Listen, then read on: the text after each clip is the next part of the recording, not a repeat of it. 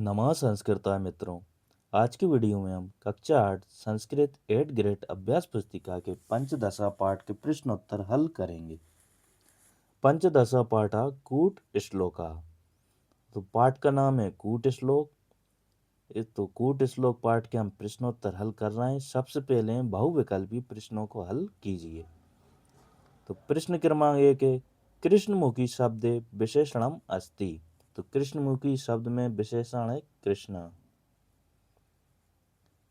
दूसरा है चंद्रमा शब्द से समानार्थी अस्ति। मतलब चंद्रमा का समानार्थी शब्द है। तो उत्तर है शशि।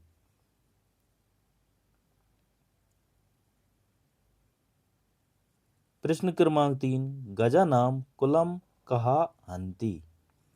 तो गज हाथी के कुल को किसने मारा था? उत्तर हो जाएगा सिंघहा। प्रश्न क्रमांक 4 अन्य पद प्रधाना भक्ति। अन्य पद प्रधान कौन है? तो उत्तर है बहुव्रीहि समासा।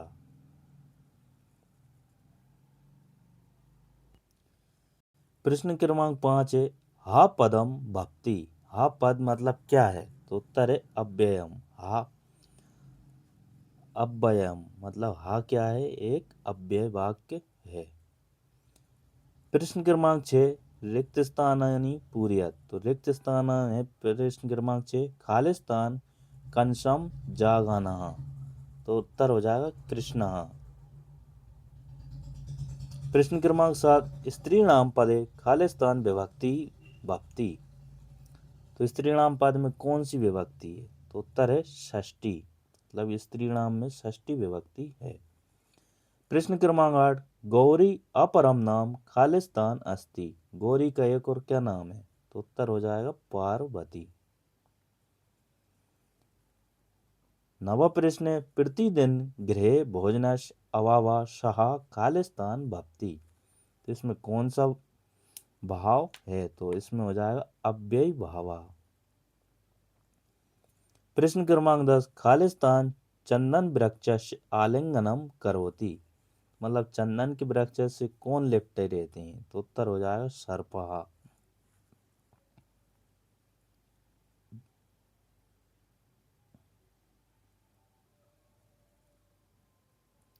फिर है एक पदेन उत्तरम लिखत। तो प्रश्न क्रमांक 11 है पन्नगा किमिच्छन्ति।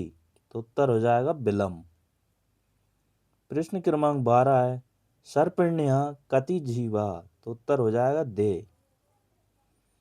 प्रश्न क्रमांक 13 शीतल वाहिनी का। तो उत्तर हो जाएगा गंगा। प्रश्न क्रमांक 14 एकोनविंशति स्त्रीणाम स्तनार्थम कुत्र गता। तो उत्तर हो जाएगा नर्मदाम। फिर एक वाक्यन उत्तरम लिखत। तो प्रश्न क्रमांक 15 है कहा एक चक्षु। तो उत्तर है एक चक्षु का कहा अस्ति। मतलब कि एक आंख वाला कौआ है।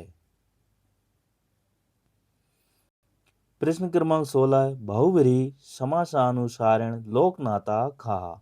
तो उत्तर है बहुव्रीहि समासानुसारेण लोकनाथा राजा अस्ति। प्रश्न क्रमांक 17 है कातरा युद्धे किम करोति। तो उत्तर हो जाएगा कातरा युद्धे पलायति।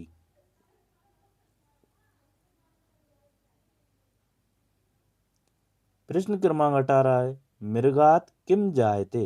तो उत्तर हो जाएगा मृगात कस्तूरीम जायते।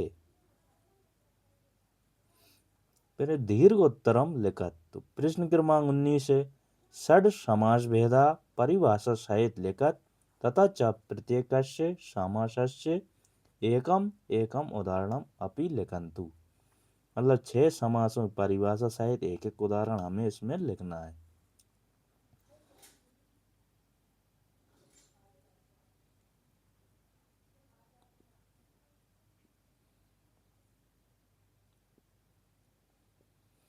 तो सबसे पहले हम लिखते हैं द्वंद्व समासा। तो द्वंद्व समासा यत्र दे पदे समान भावे संयुक्तम अस्ति। उदाहरण हो जाएगा माता पितरौ। दूसरी परिभाषा है दिगु समासा। दिगु समासा यत्र दे पदे विभक्त्या संयुक्तम अस्ति। उदाहरण हो जाएगा पंच शिष्य।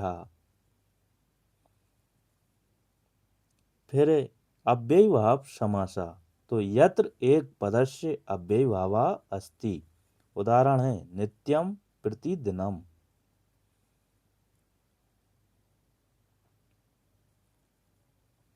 इसके बाद है तत्पुरुष समासा। तत्पुरुष समासा यत्र एक पदस्य कर्म अन्य पदस्य संबंधनानुसारम दर्शयति। उदाहरण राजनस्य राजा का। फिर है कर्मधारय समास।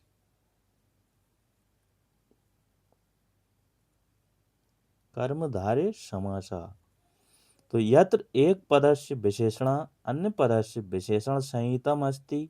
उदाहरणम स्वर्णपात्रम स्वर्णमयी पात्रम।